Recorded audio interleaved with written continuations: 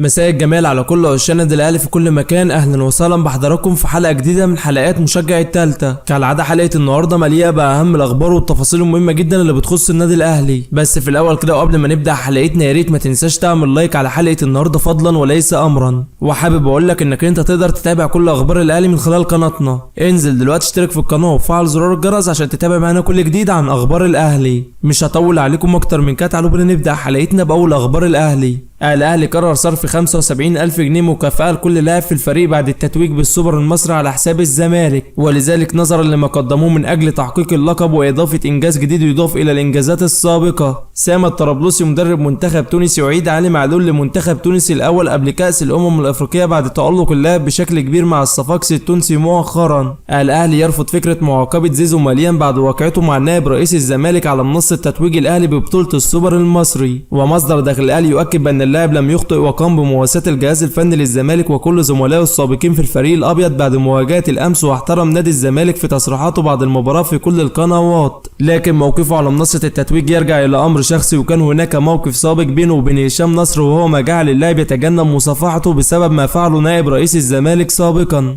الجهاز الفني لمنتخبنا الوطني يعلن استبعاد محمود حسن تريزيجيه من معسكر المنتخب القادم بسبب الاصابة التي تعرض لها اللاعب مع الاهلي في نهائي السوبر وصعوبة لحاقه بالمعسكر الذي سيكون خلال الفترة من 10 إلى 18 نوفمبر القادم. ولذلك بسبب احتياج اللاعب لمدة تأهيل لن تقل عن أسبوعين من أجل التعافي من الإصابة والعودة إلى التدريبات مجددا. نادي شبيبة القبائل الجزائري منافس الأهلي في دور المجموعات في دوري الأبطال يسقط أمام نادي شباب قسطنطينية بهدف نظيف في الدوري الجزائري قبل مواجهة الأهلي في أول لقاءات دور المجموعات في دوري الأبطال، ولذلك بعد لعب المنافس منقوص العدد بعد طرد أحد لاعبيه وتفوقه من الناحية العددية في اللقاء. يستروب مدرب الأهلي يؤكد عن سعادته الكبيرة بالتتويج بأول ألقابه مع الأهلي، سعيد للغاية بالفوز ببطولة السوبر على حساب فريق كبير بحجم وقيمة الزمالك، وأرغب في استمرار المزيد من النجاحات والألقاب مع الأهلي خلال الفترة القادمة. هدف الأهلي منذ قدومه إلى الإمارات كان المنافسة والفوز بلقب السوبر المصري فقط، وكنا نعلم أهمية المباراة أمام الزمالك وأعلم حجم المواجهة وكان التركيز على الفوز فقط. نستحق الفوز على الزمالك وقدمنا 90 دقيقة جيدة للغاية ولا يمكن التقليل من حجم الثقة بعد الفوز ببطولة السوبر. أشكر اللاعبين على تنفيذ تعليماته والأفكار التي تم العمل عليها في التدريبات مؤخرا.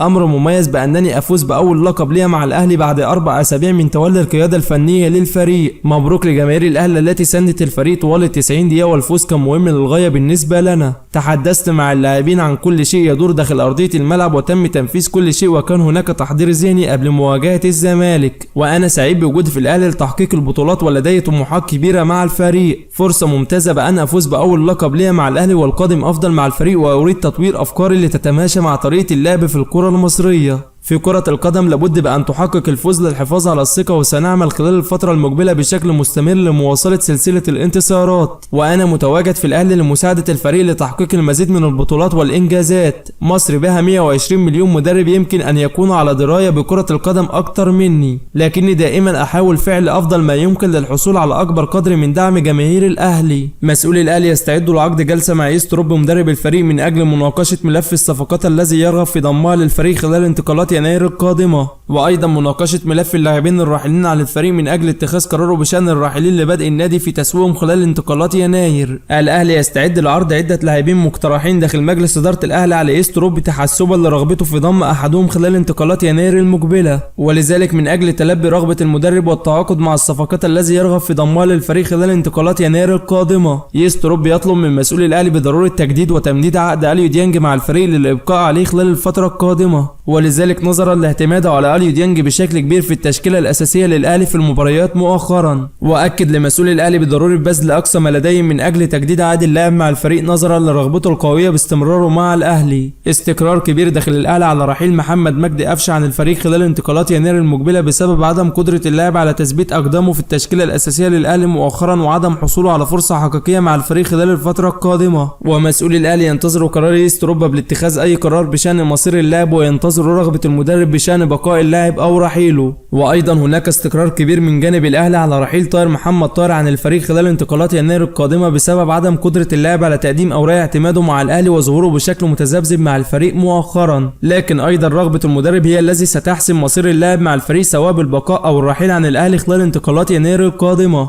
بعثة الاهلي تصل الى القاهرة اليوم بعد التتويج ببطولة السوبر المصري على حساب الزمالك، والجهاز الفني للاهلي بقيادة يستروب قرر منح اللاعبين راحة لمدة 5 ايام بعد التتويج بلقب السوبر من اجل التقاط الانفاس لبدء الاستعدادات لمواجهة فريق شبيبة القبائل الجزائري في اول لقاءات دور المجموعات في دوري الابطال. احمد شوبير يؤكد بان مروان عطية كان الافضل في نهائي السوبر امام الزمالك، ولكن هذا لا يقلل من الاداء والمستوى الذي قدمه زيزو طوال اللقاء، ويؤكد بانه كان من الافضل ان يسلم زيزو على المهندس هشام نصر نائب رئيس الزمالك، ولكن الخلافات المتواجدة كانت السبب في ذلك. وانا من وجهة نظري بان زيزو كان يسلم حتى لو المهندس هشام نصر لم يمد يديه للاعب، فكان وقتها سيكون الغلط كله عند نائب رئيس الزمالك، ولم يتوجه احد باللوم على اللاعب بسبب هذه اللقطة. زيزو على المستوى الشخصي لعيب مؤدب ومحترم وهايل جدا. الاتحاد الافريقي لكرة القدم الكاف اشاد بقوة بتتويج الاهلي بلقب كأس السوبر المصري للمرة 16 في تاريخه، والموقع الرسمي للاتحاد الافريقي يؤكد بان الاهلي قدم اداء رائع وبطولي امام الزمالك ليتوج باللقب للمرة 16 في تاريخه، وهذا الانجاز يؤكد على سيطرة الاهلي على كرة القدم المصرية، ويثبت مرة اخرى بانه قوي ولا يستهان به على المستوى المحلي والقاري، ويسعى دائما من اجل تحقيق المزيد من البطولات لاسعاد جماهيره. والاهلي دائما يؤكد على استحقاقه للقب نادي القرن، وانه احد الانديه القلائل الذين تأسسوا من أجل حصد جميع الألقاب والسيطرة على مختلف المنافسات. بعض المصادر بتؤكد بأن يستروب لديه رغبة قوية بضم 3 صفقات سوبر للأهلي خلال انتقالات يناير القادمة، ويؤكد بأن المدرب رغبته الأولى التعاقد مع لاعب في قلب الدفاع وباك شمال ومهاجم قوي قادرين على إضافة الفرق للأهلي خلال المرحلة القادمة. وبكده يا صديقي نكون وصلنا لنهاية حلقة النهاردة اللي بتمنى تنال إعجابكم. في نهاية حلقتنا ما تنساش تعمل لايك، ولو أنت مش مشترك في القناة اشترك في القناة وفعل زرار الجرس عشان تتابع معنا كل جديد عن أخبار الأهلي.